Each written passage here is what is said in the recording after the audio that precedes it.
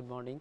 Last class we discussed about the molecular weight and its distribution of polymers, and I showed that an order of weight average molecular weight greater than viscosity average molecular weight greater than number average molecular weight, which shows a polydispersity in a polymer sample, and the ratio of the two MW bar over Mn bar gives the polydispersity index, and values of polydispersity index beyond 1 indicates a broad distribution. Depending on the polydispersity value, one can select a suitable polymer sample or sample for production of different goods. Now, there are various techniques, as I mentioned, for measuring the molecular weights or determination of molecular weights. Now, here is a table which shows the different techniques like light scattering, membrane osmometry, vapor phase osmometry, electron and X-ray microscopy, isophiastic method, that means isothermal distillation, ebullientiometry, boiling point inhibition, cryoscopy, freezing point depression. So, and the range of molecular weights which are sensitive to each of these different molecular weight techniques are shown over here. So, from this you can select. So, for very high molecular weight, say ebullientiometry cannot be suitable, whereas for low molecular weight membrane osmometry cannot be suitable. Others are also end group analysis. End group analysis I means there may be some polymer samples, polymer molecules whose end groups contain certain functional groups. Say in case of condensation chain polymers, there may be functional groups like amine, halogens, carboxyl group, hydroxyl groups. So, those end groups could be analyzed, and by analyzing the end groups one can calculate the molecular weight. Details of end group analysis can be available in the book of Professor P. Ghosh. In case of addition chain polymers, end group analysis methods can also be applicable provided initiators are functionalized. So, initiator fragment remains attached to the end of a polymer chain. So, by counting the end group one can calculate the molecular weight by end group analysis. So, this way various other techniques are also available. This is for your information only. If you need in future for determination of molecular weight, you can go with any of these techniques. And chromatography is a very good technique for molecular weight determination. Although it is a secondary method, it needs a calibration standard based on which you can get the distribution curve. From that distribution curve you can get the molecular weight also. What is chromatography? Now, there is a technique known as gel permeation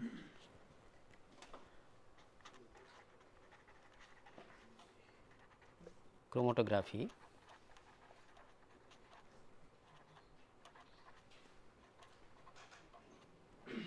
You know what is chromatography? Chromatography is a separation technique from a mixture. If there are more than one components in a mixture, those components can be separated by chromatography. There are various techniques in chromatography: thin layer chromatography, column chromatography, high pressure liquid chromatography. So, TLC,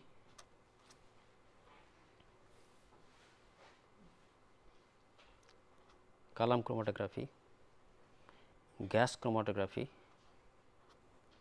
high pressure liquid chromatography, and GPC. GPC is gel permeation chromatography.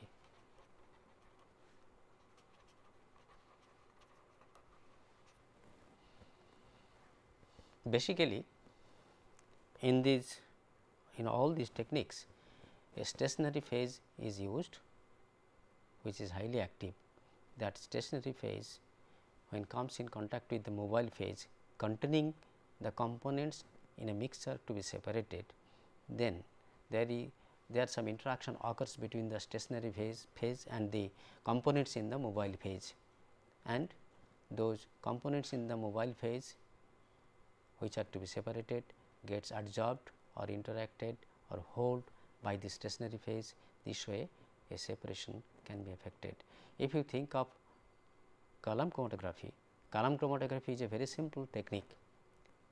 You have to take a long column, vertical column, which should be packed by a stationary bed, say separates, which are something say silica or alumina particles, or I do not know exactly say the composition of separates, but it contains some stationary phase. So, that stationary phase is used for packing the column with the help of water, which is used as mobile phase there, or sometimes organic water mixture can also be used after packing. Then this from the top of the column a small quantity of solution is added, poured onto it, then gradually continuously some solvent, that may be a mixture of 1 or 2 solvents or a pure solvent, that should be continuously added at the top, and from the bottom with the help of a stopcock this goes down. While it passes through the column bed, it gets separated, and at the bottom of this column, if it is connected to some detector, so the detector can help how many components are passing through the column at what time, that is called elution time. So, this is the basic principle of column chromatography. That basic principle of column chromatography has been extended to high pressure liquid chromatography, because column chromatography technique is a time consuming process. For separation of one mixture, it may take few days, whereas the same can be done within an hour or even less, within a half an hour time or less than half an hour time in a high pressure liquid chromatography. Basically, a high pressure liquid chromatography instrument contains a column, short column like this, its length might be say 1 feet or something like that, and it is connected to a high pressure pump through connected with a injection port. So, in that injection port the sample is injected, and that pumps takes the solvent from the reservoir and pumps through the injection port to the column. So, this way it carries the mixture through the column, and column contains a packed bed, and while it passes through the column, depending on the partition coefficient of the component between the mobile phase and the stationary phase, separation occurs, and from the other side of the column it comes out, which is connected to a detector. It may be refractive index detector or UV detector, that helps to know the separation, and it gives a picture like this. Say if there are more than one component, it may look like this. So, each component specified for one each peak specifies for one component, say component 1, component 2, component 3, component 4. This is the elution time, and this actually say intensity of the detector. So, this component 1, it gives a peak like this. This indicates this is proportional to the concentration, and this is the elution time of the component 1, elution time of the component 2, elution time of the component 3, component 4, like this. So, this way it shows that it is separated. Now, it cannot tell you exactly the identity of the component 1, 2, 3, 4 here. It just separates and indicates that the components in a mixture are separated. In order to know that, you have to collect the component or the solute present in this fraction.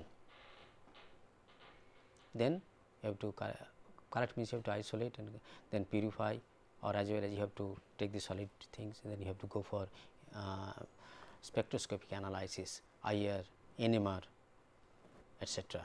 From that you can know what is the identity of the fourth component. So, there various details are available in a book, you can go through that. Now, this concept has been extended to gel permeation chromatography. Basically, a gel permeation chromatography instrument contains a column which is packed with say porous beads of small particle size. That porous beads are made of cross-linked polystyrene. So, cross-linked polystyrene beads are used as a packing material in gel permeation chromatography. Basically, there is no difference between the principle between the GPC and HPLC, only the column packing material. GPC contains packing with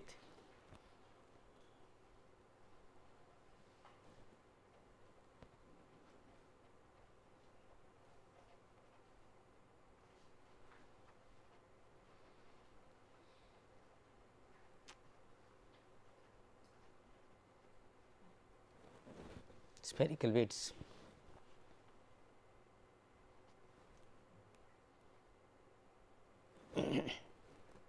Since it is porous, what happens if you inject a polymer solution of dilute concentration, small concentration, what happens? It enters the column. On entering the column, smaller molecules can enter into the porosity of the beads, pore volume of the beads, porous space of the beads, while bigger molecules cannot penetrate within the bead, but it passes through the interparticle space like this, it moves this way. So, depending on the size of the polymer molecules, few will enter into porous beads at a faster rate, medium sized can enter into the porous beads at a lower rates, whereas biggest molecules would not penetrate at all to the porous beads. So, while it comes through the other side of the column, then it is a separated one, that means fractionated one, that passes through a detector that detects that it contains so many different fractions, fraction 1, fraction 2, fraction 3, fraction 4, fraction 4, 5 like this. Now, if you have a calibration standard, say you have to take one polymer of standard molecular weight, known standard molecular weight. First, you have to run that GPC with the standard molecule, standard polymer of known molecular weight, plot a calibration curve, you will get a calibration curve. Based on that calibration curve, you can know the distribution nature of your test polymer solution, of which you want to measure the molecular weight. So, this is the basic thing what is done in gel permeation chromatography. In fact, majority of the molecular weights of majority of the polymers are verified or known or measured by this GPC, because all the time this absolute molecular weight determination techniques may not be accessible to each and everybody.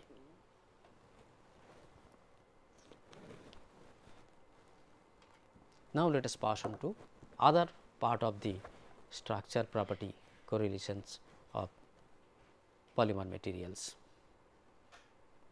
Structure, I mean, you have to consider that a polymer molecule, it has a chemical structure.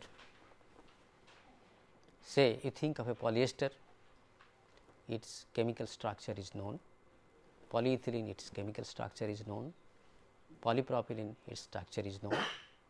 So, chemical nature as well as its configuration, these are known from the theory.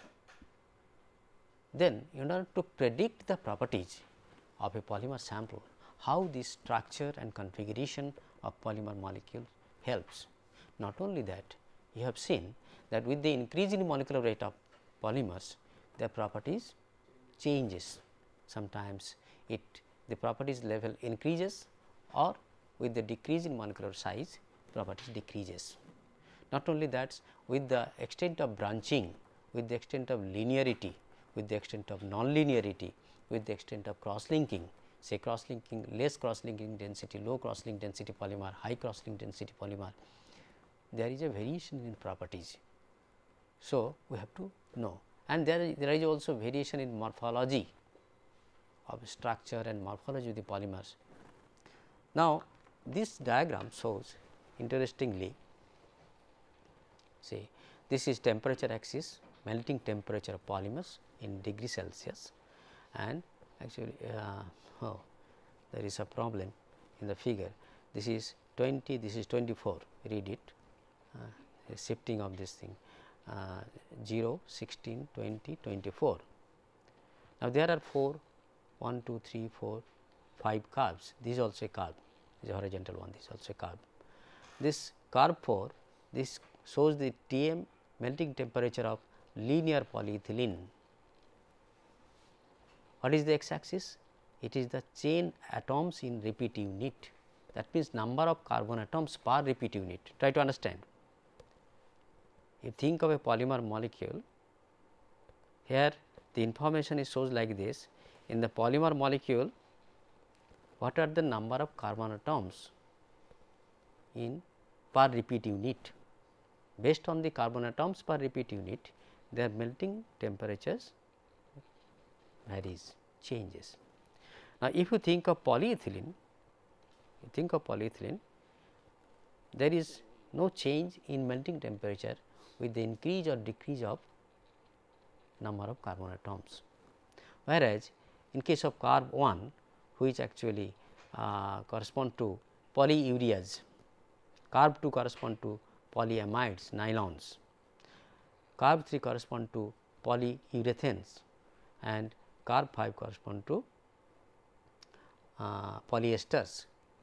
So, this is polyurea, this is polyamide, this is polyurethane, this is polyester, okay, say PET. Now, you see in this case, with the increase in number of carbon atom in the repeat unit, their melting transition decreases and approaches that of polyethylene. So, is the case with polyurethane, so is the case with polyester. In this case, in case of polyester, it also approaches that of polyethylene. That means, the spacing between the repeat your functional groups, if there is a change in spacing between the functional groups, then their melting temperature is affected. I give you a simple example. Say you consider this PET and PBT. What is PBT? PET, polyethylene terephthalate. That means, glycol is ethylene. There are 2 carbon atoms in the glycol part. Polybutylene terephthalate, there are 4 carbon atoms in the glycol part. So, there is a difference of 2 carbon atoms from PET to PBT. Obviously, the distance between 2 ester groups here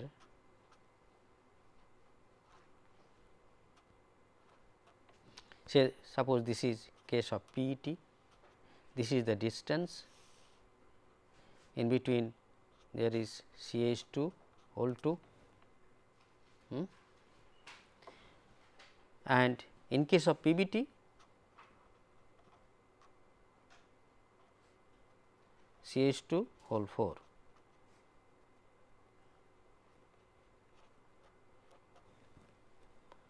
So, obviously, the distance between these 2 carboxyl, sorry, I should have drawn little this side. So, this length is longer than this length. So, obviously, the melting temperature of PBT will be what?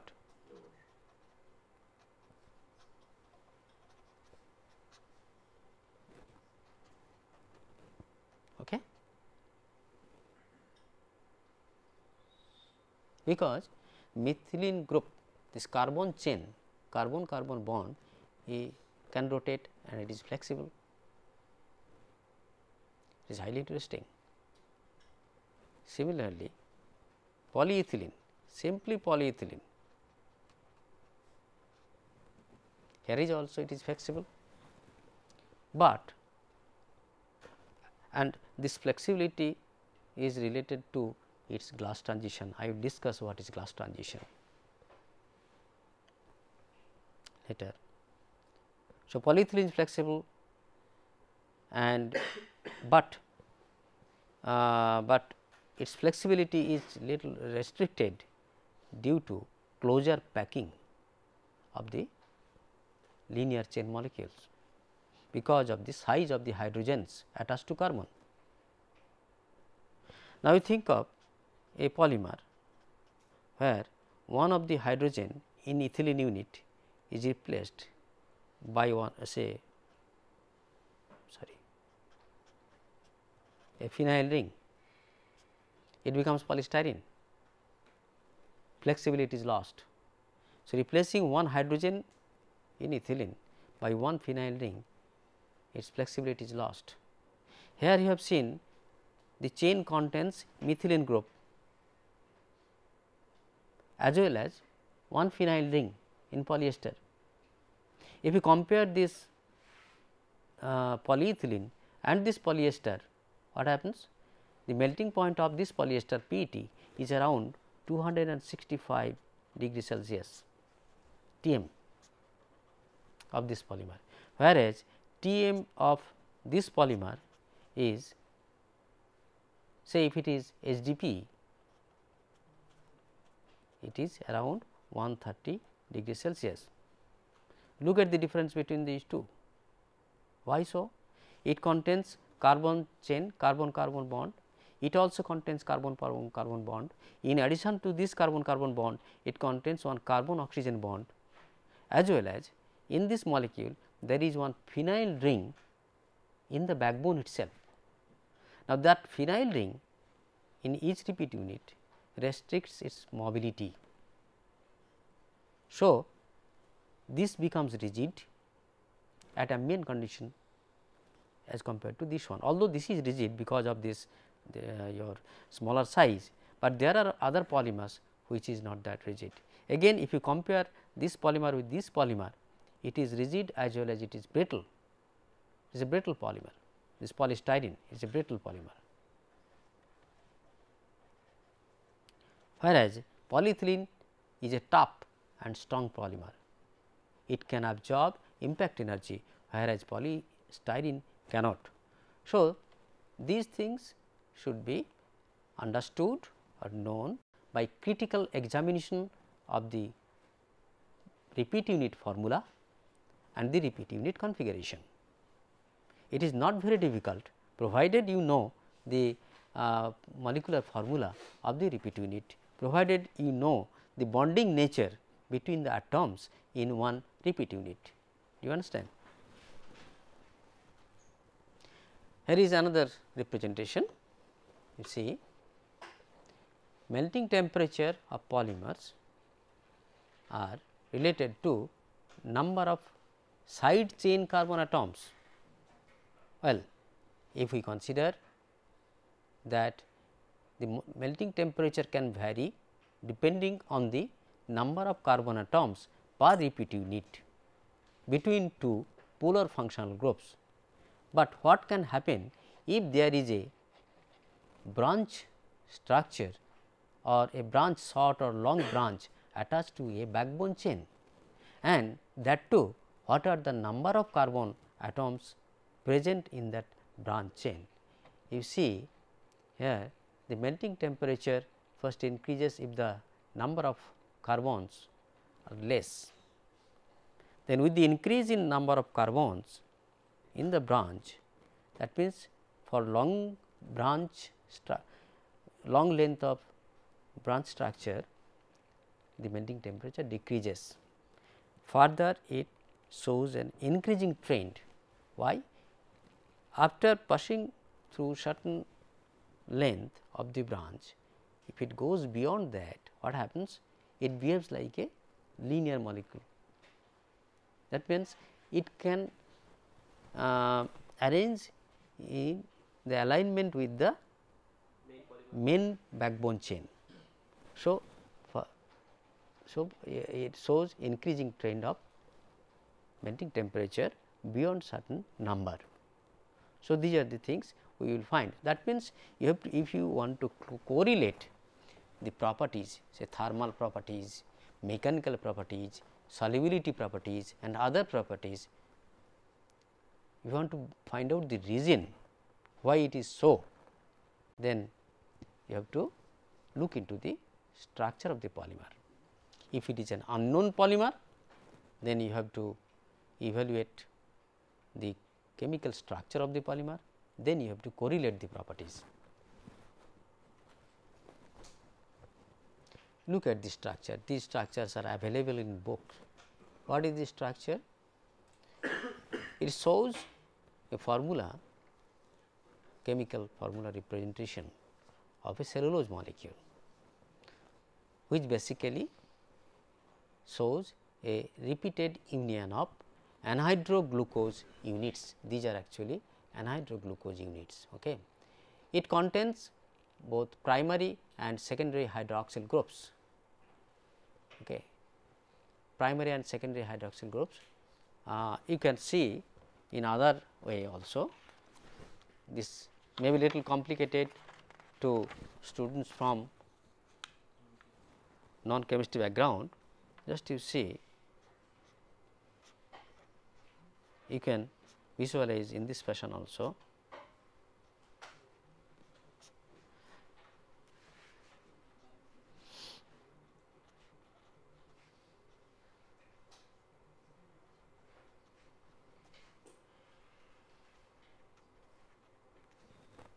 This is primary hydroxyl groups, these are secondary hydroxyl groups present in cellulose and hydroglucose ring. Okay. Now, these hydroxyl groups enter into extensive hydrogen bonding inter as well as intramolecular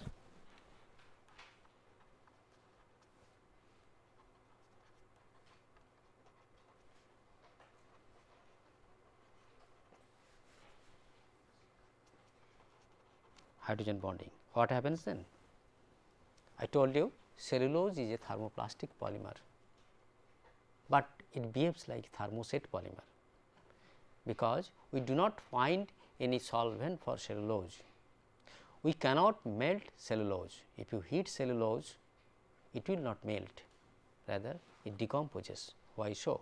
Because we know a thermoplastic polymer, if we put a thermoplastic polymer in a solvent, it goes into solution. If we heat it, it softens and melts. But cellulose, although it is a thermoplastic polymer, it does not, because it contains extensive inter as well as intramolecular hydrogen bonding.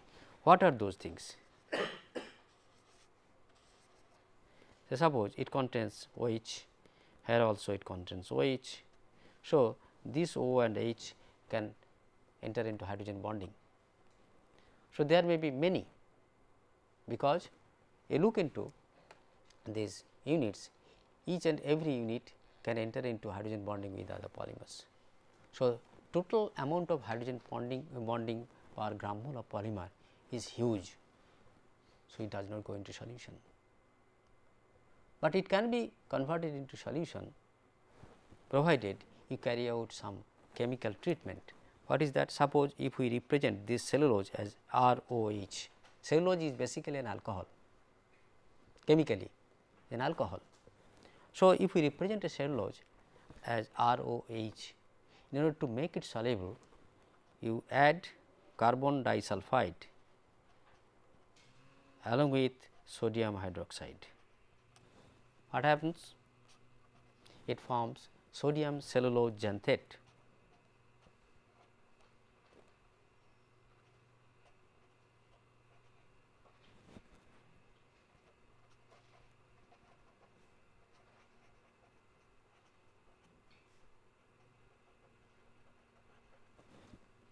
This is highly soluble in water. Now, you have read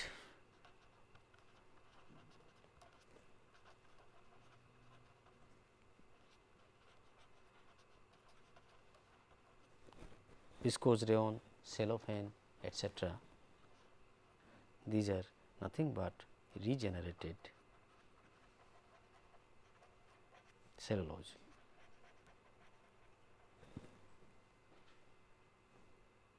How it is done? How this regeneration is done? What is the viscose process? What we do? We take sodium hydroxide solution, alkali solution. Into that alkali solution we put cotton, then we add slowly sodium hydroxide carbon disulfide CS2. So, that is highly reactive and forms this kind of compound. Then when it is put into an acid bath,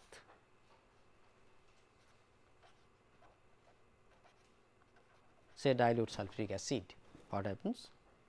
You get the cellulose back.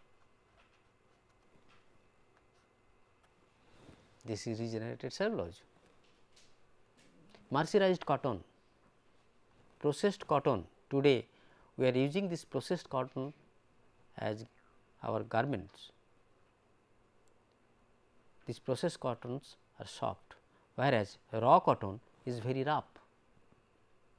Roughness of raw cotton is decreased by this viscose process, mercerization process. Cellophane is nothing but regenerated cellulose film. How this cellophane is made? Joris and many other products are obtained from wood pulp.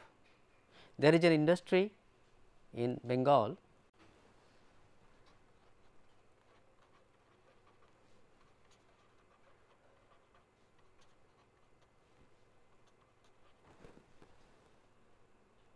they are making in huge quantity this rayon and other regenerated cellulose etc. from wood pulp. You will be surprised to see. So, cellulose is extracted from there by pulping, isolated by pulping, then it is interacted with carbon disulfide. There are various other techniques, say cuproammonium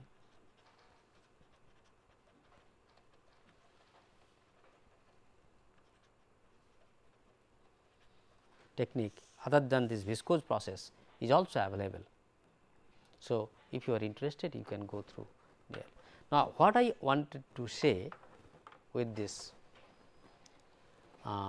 representation, there is extensive hydrogen bonding. What happens here in this reaction? Actually, this breaks these hydrogen bonds.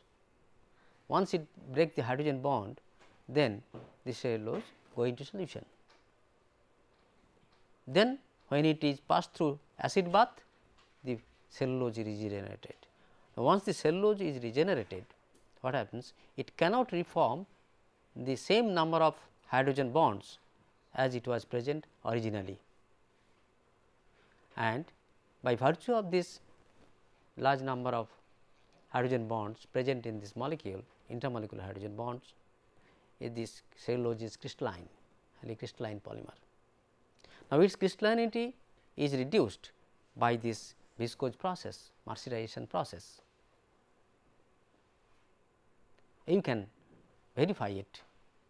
You take the XRD of raw cotton, then you take the X-ray diffraction of this mercerized cotton, you will find that its crystallinity is reduced, that is due to decrease in hydrogen bond. Also, you can verify this with the help of Fourier transform infrared spectroscopy. There you will find that hydrogen bond has been decreased, extent of or concentration of hydrogen bonding has been decreased after this viscose treatment. Here is another example of a polymer, say polyamide, nylons or polypeptides. In polyamides, the helical structure in polypeptides, in proteins, the structure is solely dependent on this hydrogen bonding as well as cross linking. Their cross linking atom might be sulfur and or other things, other atoms in proteins. In polyamides, the strength of polyamide is dependent on the high polar interaction arising out of this interaction between oxygen and nitrogen present in separate different molecules. So, these also forms strong intermolecular hydrogen bonds. Okay. So, these intermolecular hydrogen bonds actually control its solubility in a solvent, control its melting temperature. Now, at this point I should mention that these polyesters and polyamides are manufactured or synthesized in melt condensation process, not through solution process. It is not possible. Of course, there is a technique known as interfacial polymerization technique, which can be utilized for synthesis of nylon like polymers other than melt polycondensation. And this melt polycondensation, what happens? Once these molecules grow in size, then their viscosity gets very high and it melts at higher and higher temperature. That is why you have to maintain a very high temperature, say from 260 to 280 or 90 degree Celsius temperature in the reactor, so that it remains fluid and you can get high molecular weight nylons. So, here you see also the effect of hydrogen bonding on the molecular polymer properties, their melting temperature. The melting temperature is not all. This hydrogen bonding make them crystalline, make these polymers stiff, make these polymers strong. Now, this nylon is so strong, provided the length between two polar and functional groups, amide groups, length between the functional amide groups, if that is regulated, then one can get very tough and strong polymer, which is used for making mechanical gears. Mechanical gears are made of this nylon. Self lubricating gears, self lubricating gears are made from these polyamides. Today, sometimes self lubricating gears are also made from ultra high molecular weight polyethylene. Now, here you understand where from this strength comes, where from this your toughness comes. In case you just compare this nylon, ultra high molecular weight polyethylene, polycarbonate and aromatic polyamides, polyether ether ketones, polysulfones, these are engineering polymers, polysulfones, polyether ether ketones, please note down engineering polymers, polyether ether ketones, polysulfones, aromatic polyamides, polycarbonates. These polymers are known as engineering polymers, and these polymers can withstand higher temperature, or their service temperatures can be very high, as well as they can bear huge mechanical load without breaking. That means, these polymers are also mechanically tough. Not only that, the dynamic properties I mean device exposed to dynamic stressing or dynamic loading, it does not fail. That means, it can absorb this cyclic stress energy without fail. So, this diagram, this picture shows an indication how that is done. Now, here you see, if it is made of aliphatic chain, if the units present between two polar units, an aliphatic chain, what happens? Aliphatic chain is flexible. So, you can get flexible structure. Now, if you want to have a rigid structure, then you can place one phenyl ring here. You can have a polymer exclusively made of aliphatic chains along the backbone, aliphatic units, or you can have exclusively aromatic units, or you can have a mixture.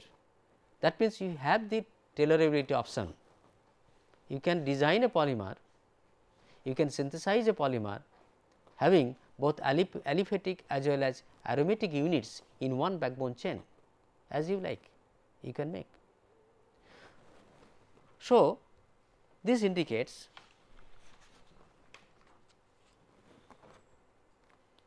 a concept, say you are having a polymer chain exclusively linear made of aliphatic.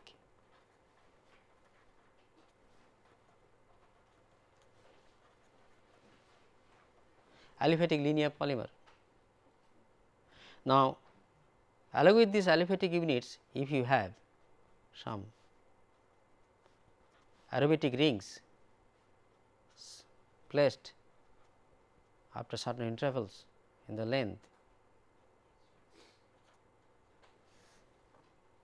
then their property changes, flexibility, that means this is mechanically stronger than this polymer.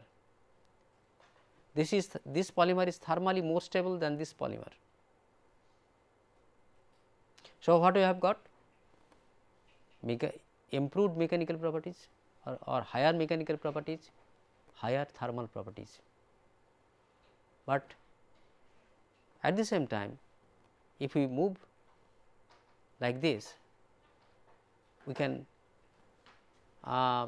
achieve a polymer with high brittleness. So, you have to think of the impact properties also, you have to keep in mind the impact characteristic also. We need a strong polymer as well as high impact polymer, as well as thermally stable polymer, as well as we must see that it becomes easily processable. That means, you have to think of the processability temperature at which it melts. Not only that, if we go for solution processing, we have to find a suitable solvent, so that this polymer goes into solution easily. But as you move from this linear structure to this kind of structure containing phenyl ring, then we have to compromise with solubility, we have to compromise with the mechanical properties, etc. This way you have to optimize if you want to tailor the structure. Now, what happens? This way we can just lead to a structure like this.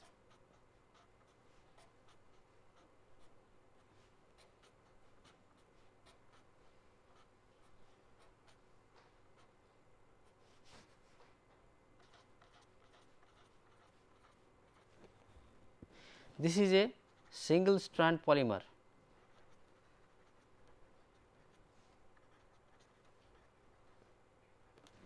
This is a combination of single and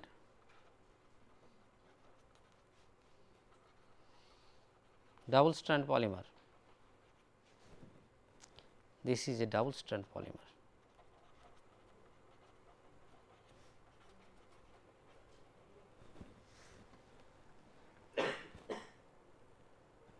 We can have polymer like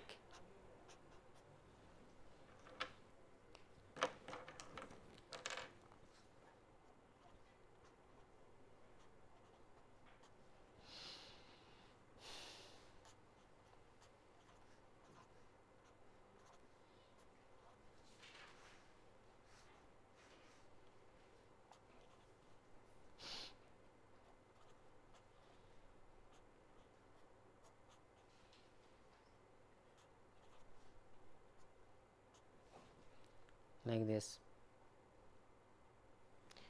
We can have polymer like this.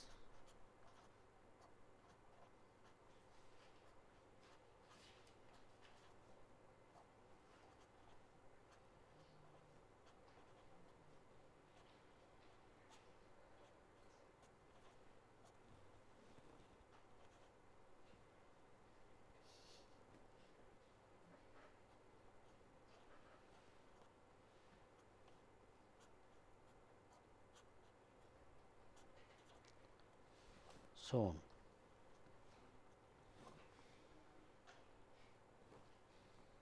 What are the characteristics of such polymers?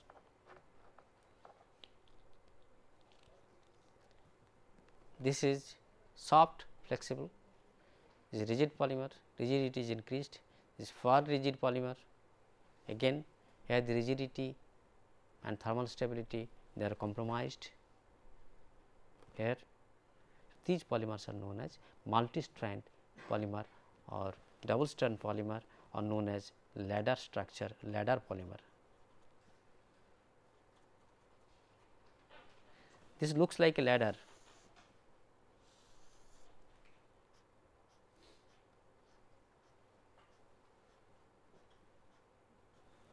looks like a ladder polymer, they are thermally stable. Why? Now, if there is some agency which can break this point, still polymer remains stable. The polymer is not disintegrated, because the polymer chain integrity is held through this.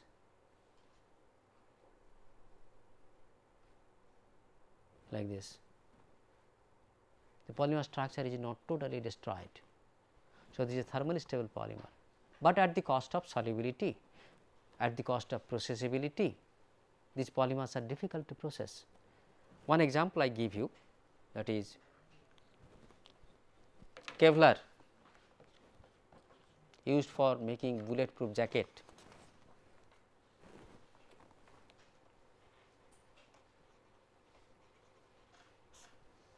Is a product of DuPont.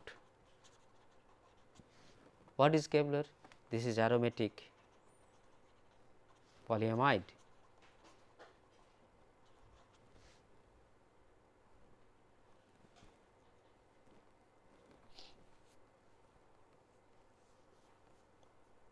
Made of, who can say? Kevlar aromatic polyamide.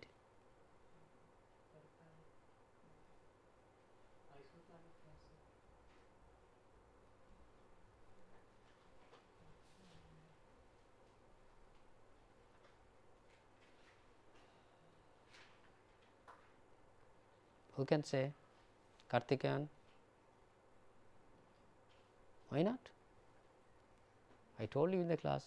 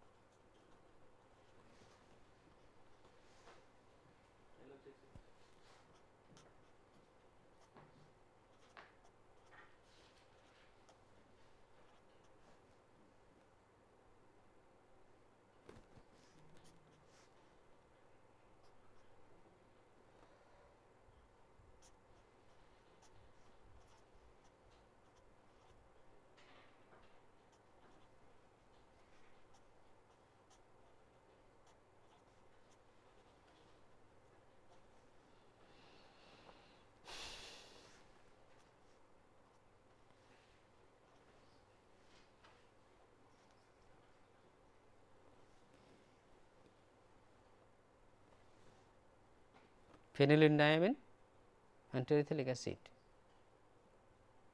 aromatic polyamide, Kevlar, not iso.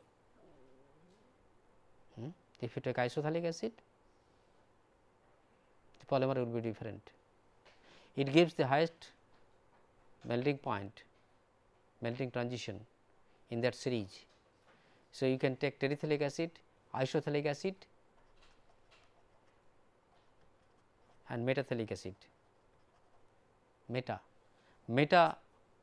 structure, that means here you see in the para position, if it is connected in the meta position, then the molecular symmetry is lost there, and that using this metathalic acid you will get Nomex.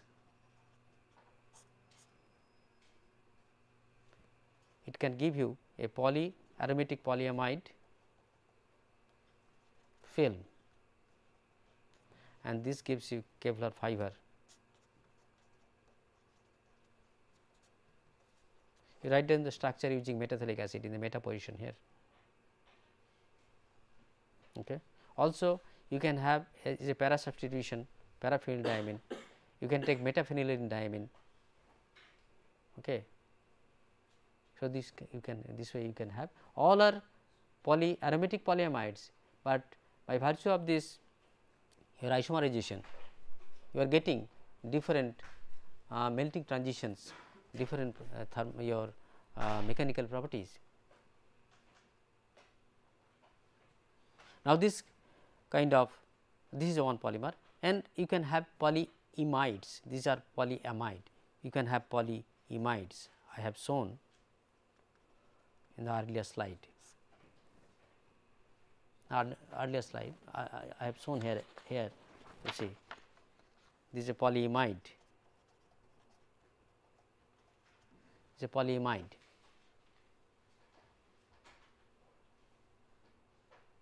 Now, these are not so easily processable, you cannot melt it. So, melt processing is not possible. When this kind of polyimide were developed, it was abandoned due to its lack of processability, but scientists could develop its processability by through the route of polyamic acid. Now, this imide ring, once it is formed, then it is difficult to further process. So, what happens? They took the same reagents, they got a precursor polymer, pre-polymer of polyamic acid by reacting this, actually this is BTDA part, benzophenone tetracarboxylic dianhydride, sorry PMDA, I am sorry, this is PMDA. Pyromellitic dianhydride. So, one can take pyromellitic dianhydride or benzophenone tetracarboxylic dianhydride. So, these can be used for making high temperature resistant polymers, and their processability is difficult.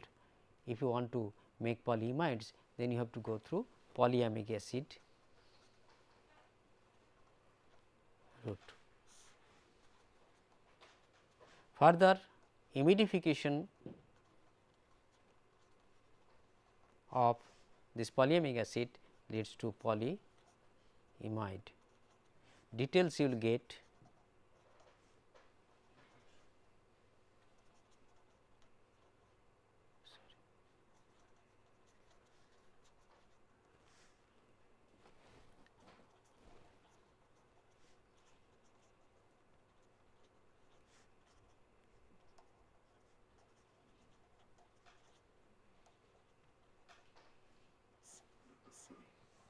we refer to this book.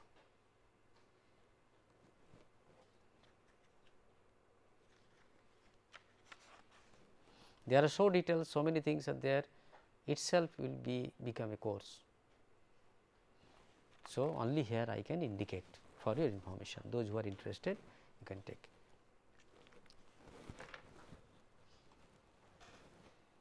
What is this polymer? You can say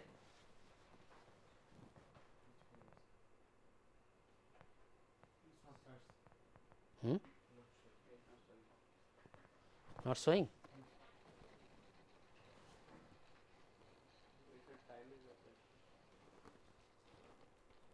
This is actually, you are not getting in the screen.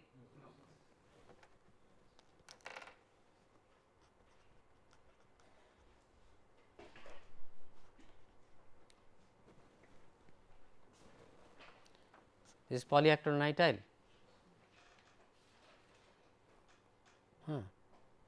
Actually, polyacrylonitrile also enter into intermolecular hydrogen bonding. Nitrogen is there. So, that nitrogen enter into hydrogen bonding, although not that so strongly as you have seen in case of polyamide.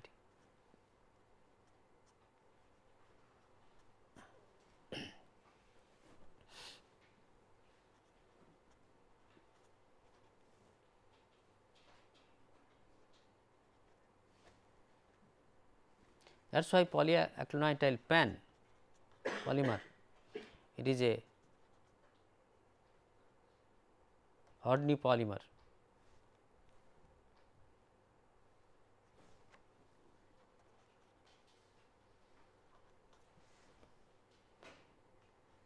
This is used for making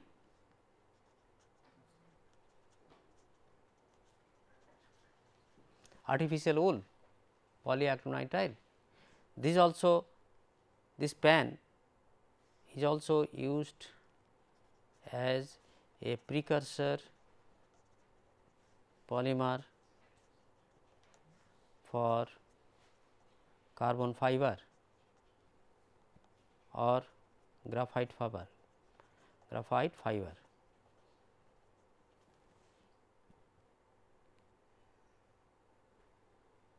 The solvent for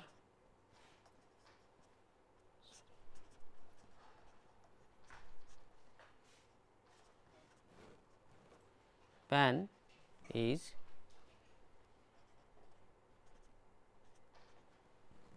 sodium thiocyanate NaSCN, in which it is highly dissolved aqueous solution, aqueous sodium thiocyanate solution.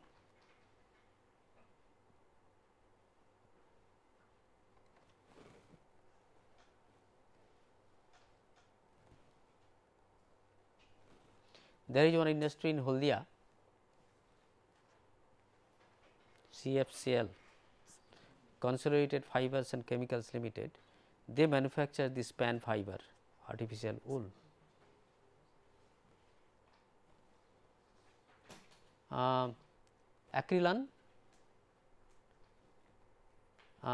synthetic wool is known as what is it called in the market?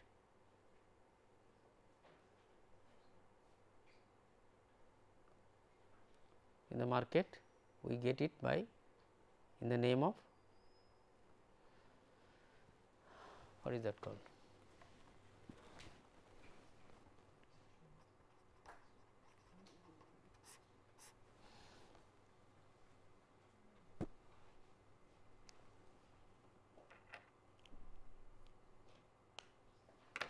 Acrylic fiber, these are PAN fibers. Acrylic fibers are PAN fibers. So, that in this PAN fiber, we find there is extensive hydrogen bonding between this nitrogen and hydrogen.